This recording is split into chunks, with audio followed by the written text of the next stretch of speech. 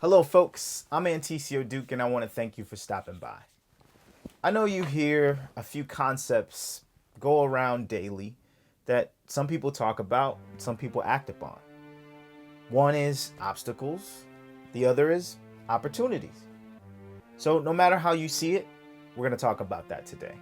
Stay tuned for more.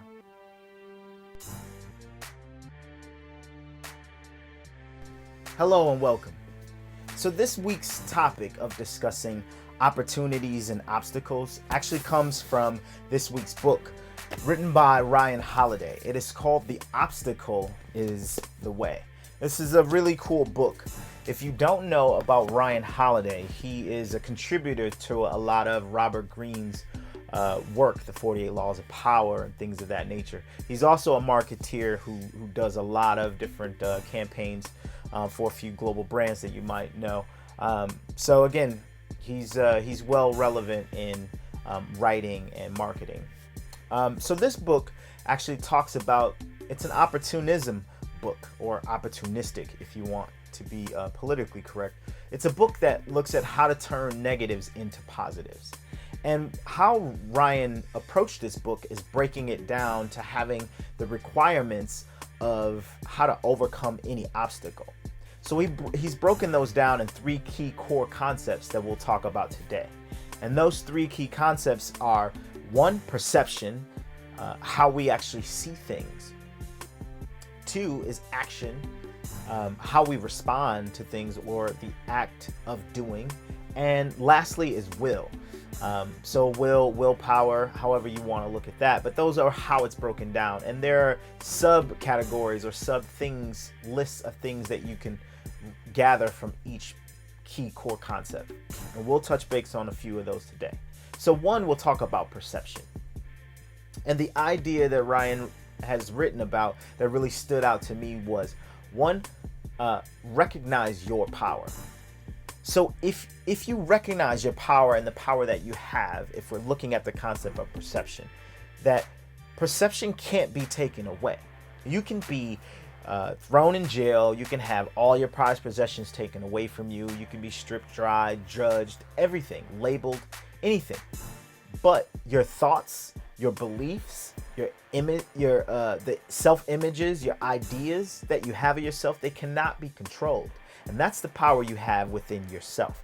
And once you understand and recognize that power, nothing else would matter in terms of how you see yourself and what you're after.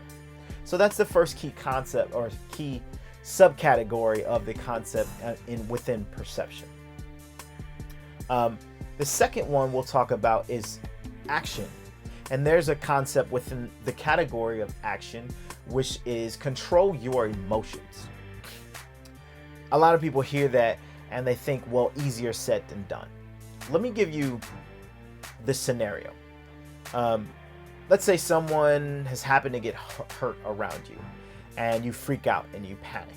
And instead of contributing to the situation in a more productive way, you're freaking out. Your emotions are running high. Do you make the situation worse or do you make it better? 9 times out of 10, you make it worse. So Ryan pretty much states that if you can control your emotions and keep those things in check, things will be better. People make a lot more mistakes when they panic. So keeping your emotions centered, you're able to tackle things more logically and rationally in order to get to the overall goal and help the situation overall. So that's two. The last one we'll talk about is will. So there's a subcategory under will that really stood out to me. And if I think about it, it's kind of like one of those things that you really have to understand and know yourself in order to appreciate it. But it's love everything that happens, right? So you must learn to love sort of all things that really happen, right? The good, the bad, the indifferent. Because in order to do so, you accept what must be done and turn that into what has to be done, right? So here's an example. You're a business owner, and let's say you have a couple employees. So you love managing your business, but you hate doing the paperwork within it. So it's something that must get done, right? But you dread it. Instead of looking at it like it must be done, think of it as it has to be done. And once you think of it that it has to be done in order for you to succeed and grow your business, then all of that changes. Because it has to be done, you need to deal with it and be happy about it, right? There's no ifs, ands, or buts about it.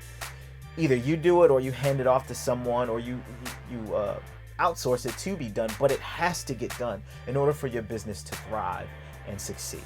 So if we look at those obstacles that get in the way sometimes of us achieving our overall goals with something, we need to look at those as opportunities in order to excel in whatever we're doing. And if you take those three things, how you see things, how you act upon it, and the will to commit to changing those for the better, then the sky's the limit. So that's all I have. Those are a couple key points that we'll talk about from this particular book. Again, the obstacle is the way.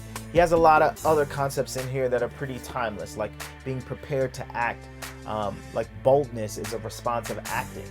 So that helps too, get past any obstacle, or anticipated thinking. Not thinking negatively, but being prepared to think an approach of defense, right? So again, if you get this book, you can look at those key concepts and study them and apply them, and you'll be well on your way to tackle any obstacle. That's all I have for today. So again, if you found anything valuable within this video, please feel free to like, share, subscribe, because I'll be doing more videos, or check my blog. I'll have this posted as well as a few more that you can check out. And as always, to know more is to grow more, and to learn more is to earn more. So continue learning. That's my time. Peace.